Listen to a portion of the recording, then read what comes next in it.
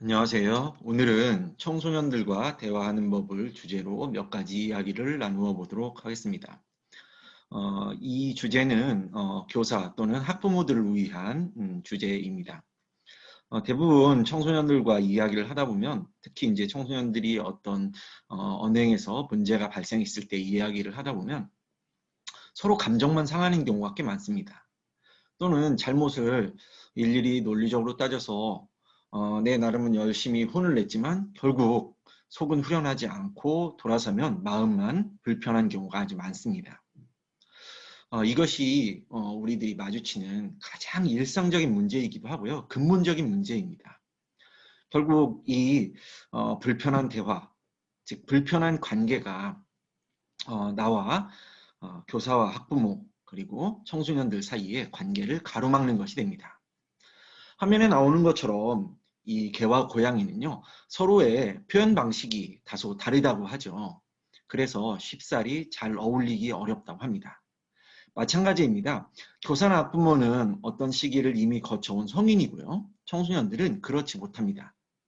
그러다 보니까 서로 경험의 폭과 깊이가 달라서 표현하는 방식이 다르고 이해하는 방식도 다를 수밖에 없습니다. 그래서 소통이 잘 이루어지지 않고 교사나 학부모가 바라는 행동들이 원하는 대로 나타나지 않는 경우가 많습니다. 그래서 몇 가지 이야기들을 할 텐데요. 가장 먼저 말씀드리고 싶은 것은 화면에 보이는 것처럼 우리의 말은 마치 빙산과 같습니다. 학교에서 교사들이 특히 담임선생님들이 많이 하는 말 중에 하나가요. 아침에 일과 시간에 또는 음, 정해진 약속 시간보다 좀 늦게 오는 학생들이 늘 있죠. 그러면 담임선생님들은 이렇게 말합니다. 저도 교사 초기에는 그랬습니다. 야, 왜 늦었어? 이렇게 질문을 하게 됩니다. 그러면 그 순간 아이는 이런저런 별명을 하고요. 교사는 들으면서 점점 이렇게 짜증이 나기 시작하죠. 결국은 언성만 높아지고 하루의 일과가 시작할 때부터 이미 학생도 교사도 화가 나고 짜증난 상태에서 시작을 하게 됩니다. 그날 하루는 완전히 망치게 되는 거지요. 부모님들도 마찬가지일 겁니다. 근데 이 왜 늦었니? 라는 질문은요. 겉으로 보기에는 이 빙산의 요 물 위에 떠 있는 요 부분과 같은 겁니다. 빙산은 이 밀도의 문제에 의해서 사실 3분의 2 정도가 바다 밑에 가라앉아 있다고 하죠. 마찬가지입니다. 왜 늦었니는 겉으로 보이는 거고요. 실제 그 왜 늦었니라는 표현 속에 숨겨진 것은 너 늦었어 라는 판단, 이미 판단한 거고요. 그건 잘못한 거야 라는 평가. 그러니 너 혼나야 해. 또는 너 나한테 잘못했다고 해야 해. 겉보기에는 질문이지만요. 이 빙산의 물, 바닷물 위에 드러난 이 부분처럼 질문처럼 보이지만요. 실제 숨겨진 것은 판단과 평가와 결론이 모두 내려진 그런 언어적 표현이었던 겁니다. 그 학생은 사실 이미 대답할 게 없죠.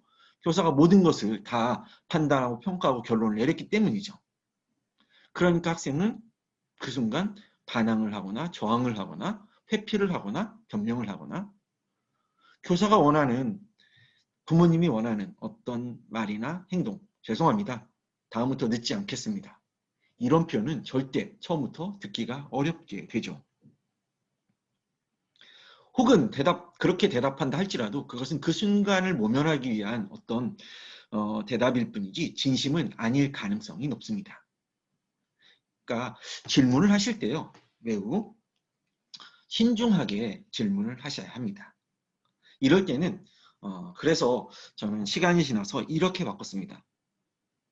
아주 간단한 표현으로 바꿨는데요. 무슨 일이니?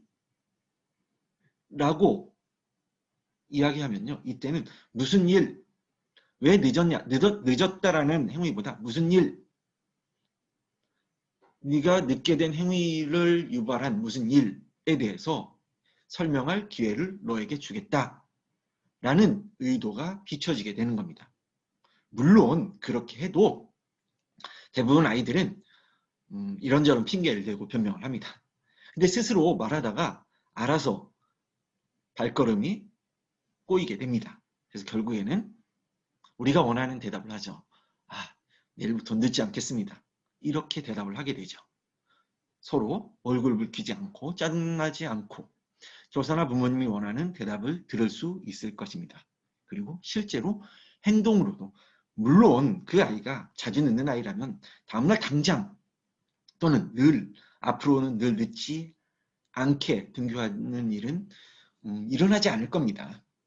그렇다 하더라도 전에 3번이었으면 2번으로 줄어들게 되겠죠. 두 번째 이야기는요.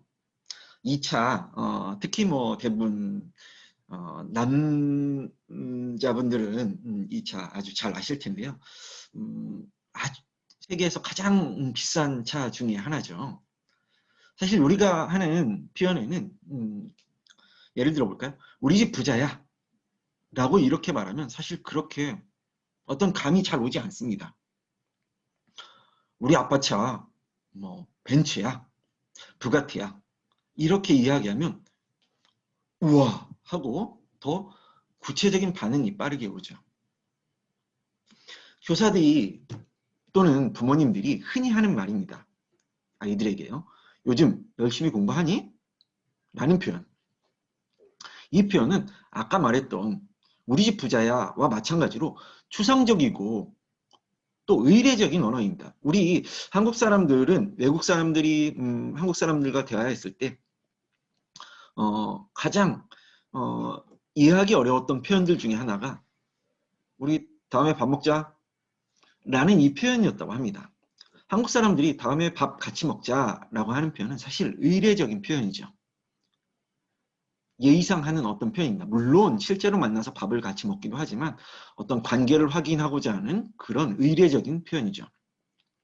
이런 표현들은 아이들에게 실제로 어떤 목적을 가진 구체적 목적을 가진 말로 들리지 않습니다.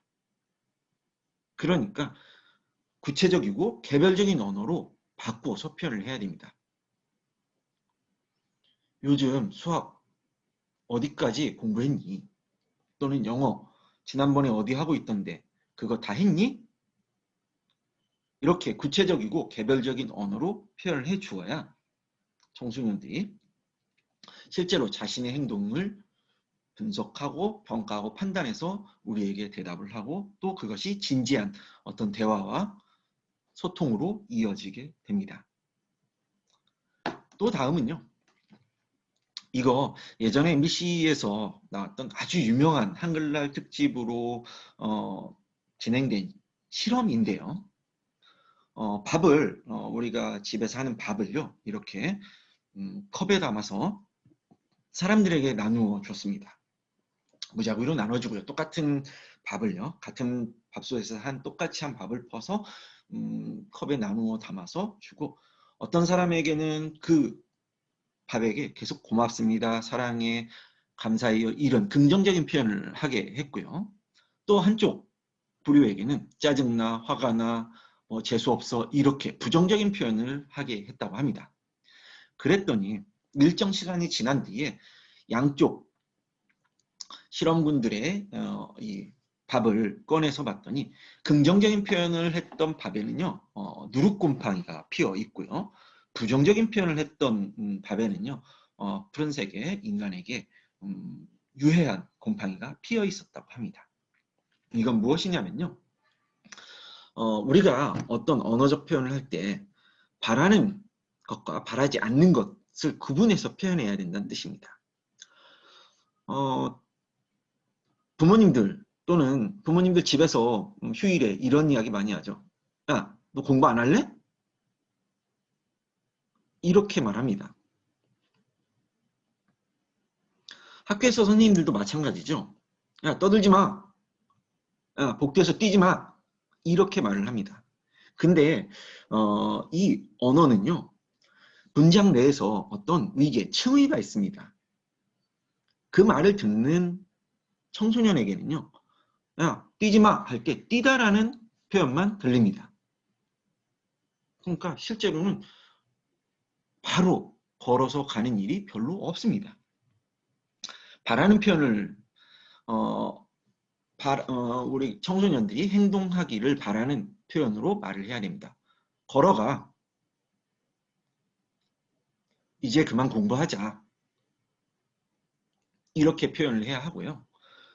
조금 응용한다면 간접적인 표현으로 하는 것이 좀 나을 수도 있습니다. TV 그만 좀 봐. 이렇게 말하면 대부분 아이들은 이런저런 변명을 하고 또 결국 감정이 상하는 대화가 오고 가게 됩니다. 그보다는요. 그 프로그램 언제 끝나니? 라고 말을 하면 아이들은 그 다음에 왜 그런 표현을 하는지 스스로 감지하고 긍정적인 대답을 하게 되어 있습니다. 청소년들에게 어떤 진정한 대화를 하고 싶으면요. 그 아이가 행동하기를 바라는 것을 표현해 주는 것이 아주 중요합니다. 그 다음 네 번째는요. 요 화면에 보이는 거 뭔지 아시죠? 우리 어릴 때 많이 탔던 건데요. 이 시소라고 부르죠. 실제 영어의 원래의 이것은 웨레어입니다. 낯설겠지만요. 웨레어입니다. 원래의 발음도 시소라고 합니다.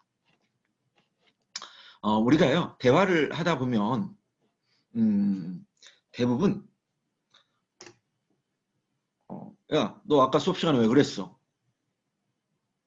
이렇게 대화를 하게 됩니다. 근데 사실 가만히 생각해 보면요. 이미 부모님이나 교사들은 성인이고 청소년보다 어른입니다. 그러니까 시소처럼 이미 균형추가 왼쪽으로 기울어져 있는 상태에서 청소년은 대답을 해야 되니까 이미 자기가 불리한 위치에 있습니다. 그러니까 그 불리함을 극복하기 위해서 끊임없이 변명하거나 회피하거나 심지어는 공격적으로 반항적인 표현들을 하게 됩니다. 그래서 대화를 할 때는요. 균형추를 살짝 바꿔주어야 합니다. 교사 중심 또는 학부모 중심의 대화에서 청소년들에게 중심을 넘겨주어야 합니다. 너 아까 수업 시간에 왜 그렇게 행동했니? 라고 질문을 구체적으로 해줘야 됩니다. 이것도요. 아까 말했던 것처럼 야, 너 수업 시간에 왜 그랬어? 이렇게 추상적으로 표현하면 안 됩니다. 왜 그랬어? 라고 말을 하게 되면요. 역시 또다시 공격하고 회피하고 변명하고 이렇게 감정이 상하는 시작이 됩니다. 수업 시간에 왜 그렇게 행동했니? 라고 질문을 하고 그러면 무언가 설명을 해야 되는 무게중심이 학생에게 넘어와 있겠죠. 자녀에게 넘어와 있겠죠. 그러면 자녀가 그 자신의 행동을 돌아볼 기회를 가지게 됩니다. 그 짧은 순간, 스스로의 어떤 행동을 돌아보게 만드는 그 짧은 순간이 다음에 진지한 소통을 이끌어낼 수 있게 됩니다. 그 다음은요, 청소년들과 대화할 때, 이 동물 뭔지 아시죠? 사막에 또 이 건조한 지대에 사는 동물인데요. 낙타입니다. 아라비안 나이트에 보면요, 낙타와 상인의 이야기가 있습니다.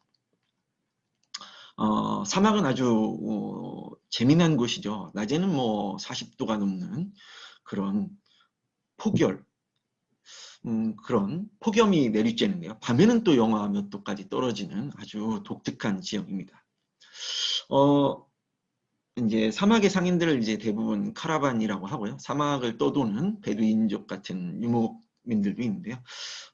그 어떤 사막의 상인이 길을 가다가 어두워져서 천막을 치고 추위를 피하기 위해서 잠을 청하고 있었는데 지나가는 낙타가 천막을 보고 상인한테 이렇게 말합니다. 밤이 되어 너무 추우니 내 코만 좀 당신의 텐트 속에 넣어서 추위를 피할 수 있게 해주세요. 코가 호흡을 하는 입과 코가 가장 기본적인 곳이잖아요. 그러니까 이제 찬 바람을 덜 쏘이게 해달라고 부탁을 합니다. 그러니까 별거 아닌 부탁이잖아요. 그러니까 상인이 그래, 코만 놓고 자라 하고 있는데 조금 있다가 낙타가 이렇게 이야기합니다. 뭐 자리가 좀 빈 것 같은데 그럼 머리만 좀 넣으면 안 될까요? 라고 하니까 상인이 뭐 그래 머리만 넣어라. 이렇게 슬금슬금 다음엔 목을 다음엔 앞다리를 결국에는 낙타가 안까지 들어오고 상인은 쫓겨나서 밖에서 자게 되었다. 이런 이야기가 아라비안 나이트에 실려 있는데요. 이 전략, put in the drawer 테크닉이라고 합니다. 문간에 한 발 걸치기 전략이라고도 말하는데요. 우리나라 속담에 이런 말이 있죠. 가랑비에 옷 젖는다, 이런 말이 있죠. 학생에게 야, 너 내일부터 3시간, 4시간 이렇게 계획 짜서 공부해 하고 너무 부담스러운 것을 권하거나 행동 변화를 촉구하면요. 대부분 빠져나갈 궁리를 하게 됩니다. 아주 사소하고 작고 쉽게 들어줄 수 있는 부탁을 한 번만 하게 되면요. 청소년들은 다음엔 나의 더 큰 부탁도 들어주게 됩니다. 다음 시간에 이 문장 속의 고난도 어휘 이거 하나만 찾아와서 네가 설명해 줄래? 라고 하는 그 평범한 부탁이 내가 하는 더 큰 부탁들을 들어주게 되는 거죠. 예전에 사실 그런 경우가 있었어요. 제가 이제 학생부에 근무할 때인데요. 그때는 이제 인권, 학생들 인권이 이렇게 강조되기 전의 일이라서요. 소지품 검사를 사실 하고 있었어요. 그래서 아침에 등교하는 학생에게서 이제 담배 냄새가 너무 많이 나서요. 제가 소지품 검사를 해서 담배를 압수하고 이제 어쨌든 규칙에 의거해서 벌을 내려야 하니까 부모님께 학교를 와주십사라고 말씀을 드렸는데요. 부모님께서 이제 아침부터 전화를 받으시니까 화가 머리 꼭대기까지 나셔가지고 씩씩대시면서 교무실에 쉽게 말해서 문을 박차고 들어오셨었나 봐요. 저도 없는데 이제 아버님, 어머님이 함께 오신 거죠. 그래서 교무실에 있던 선생님들이 이제 담당자였던 저를 불렀는데요. 제가 이제 교무실로 가면서 저를 부르러 온 선생님께 상황을 대충 여쭤봤더니 그렇게 화를 내면서 들어오셨다고, 그래서 서서 지금 화를 내고 계시다고 하더라고요. 그래서 제가 밖에서 다른 교무실에 들러가지고 종이컵을 이렇게 한 줄 하고요. 음료수를 한 병 들고 들어갔습니다. 그래서 들어가서 인사하고요.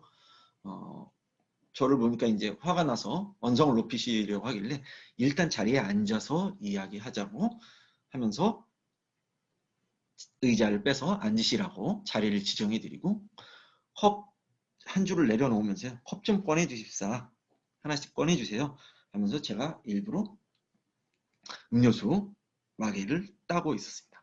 컵을 꺼내 놓으셨고 저는 음료수를 따라서 드리면서 드시고 이야기하자고 했지만 그분들이 이제 물론 화가 머리 꼭대기까지 나셨기 때문에 사실 음료수를 드시진 않았어요. 근데 이미 제 작은 부탁을 2개나 들어주셨죠.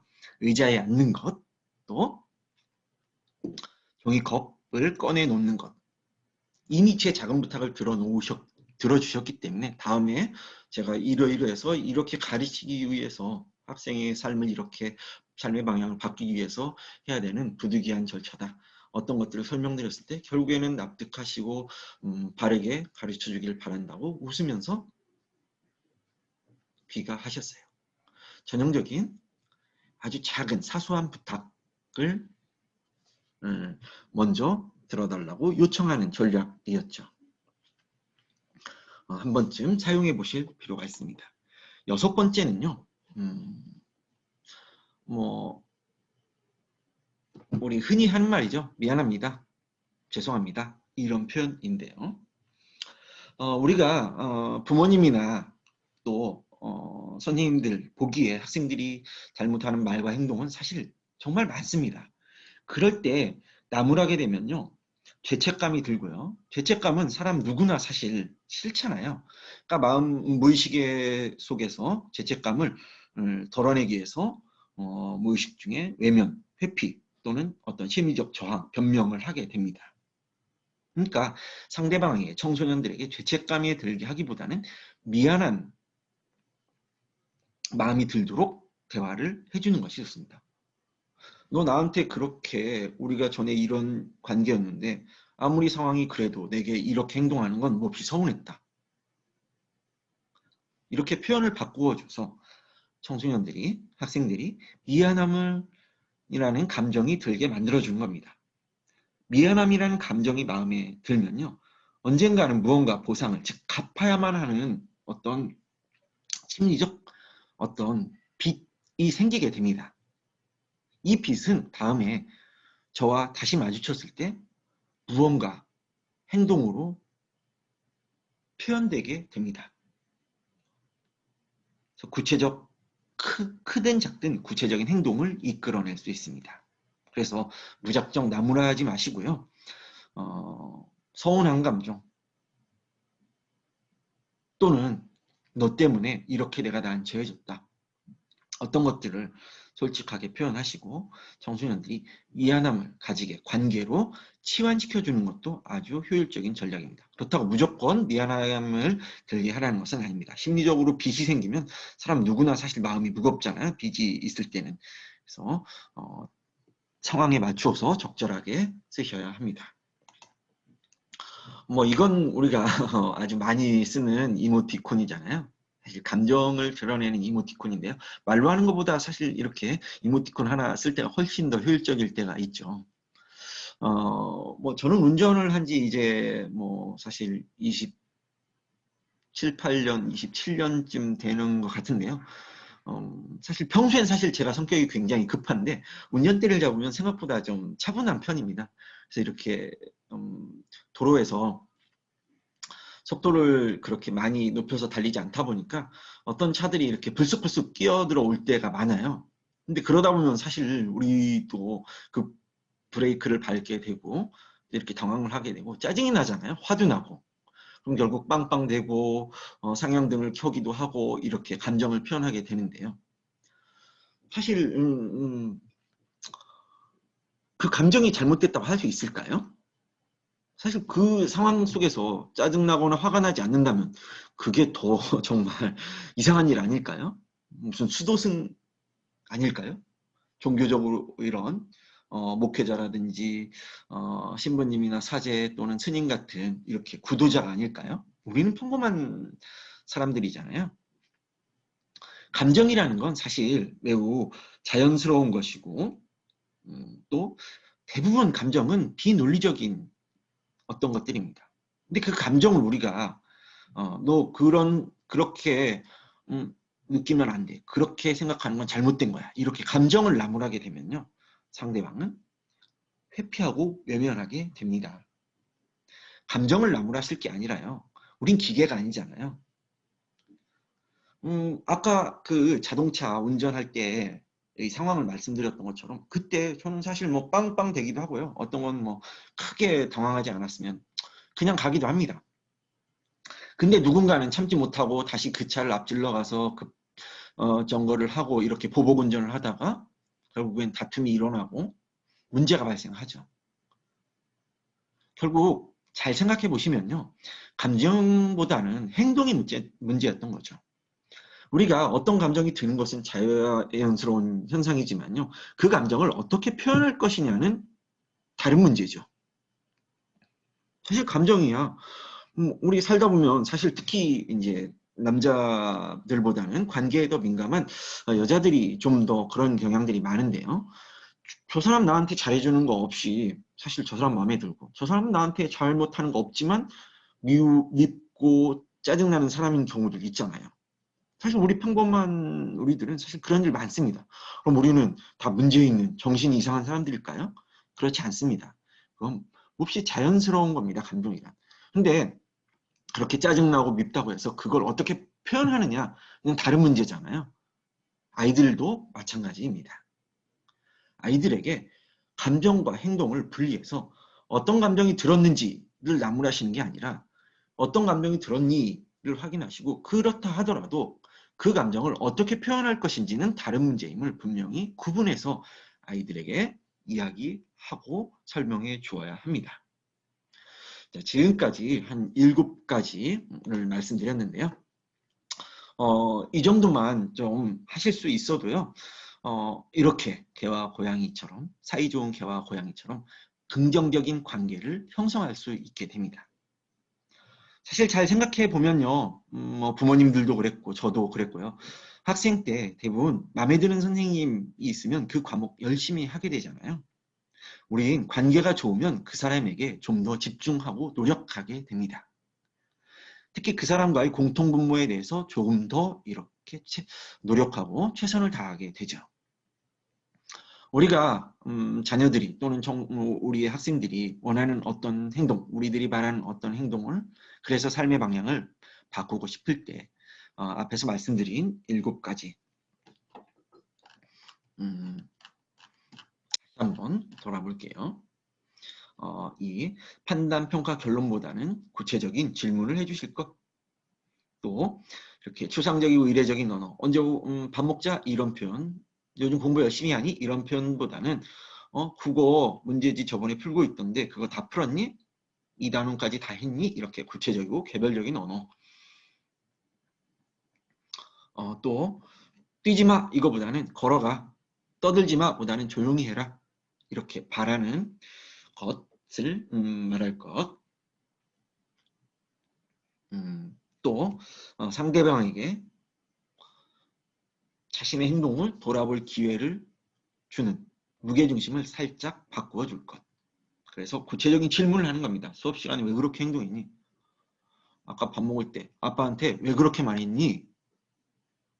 이렇게 구체적인 질문을 통해서 스스로 자신의 어떤 언행을 잠깐 돌아볼 기회를 만들어주고 시소, 대화의 중심을 살짝 아이에게 넘겨주는 겁니다. 그 다음 사소하고 작은 부탁을 통해서 더 큰 부탁들을 단계적으로 드러내는 전략. 다음 죄책감보다는 미안함을 들게 만드는 것이 더 낫다. 마지막은 감정을 나무랄 것이 아니라 감정이 어떻든 그것을 어떻게 말하고 행동할 것이냐. 말과 행동이 문제라고 하는 것을 나누어서 해줄 필요가 있다. 라는 것입니다.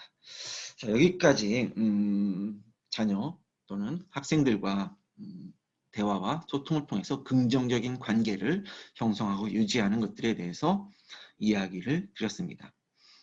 또 다음 기회가 되면요. 좀 더 많은 내용들을 가지고 찾아뵙도록 하겠습니다. 지금까지 3개고등학교 1, 2, 3학년부였습니다. 감사합니다.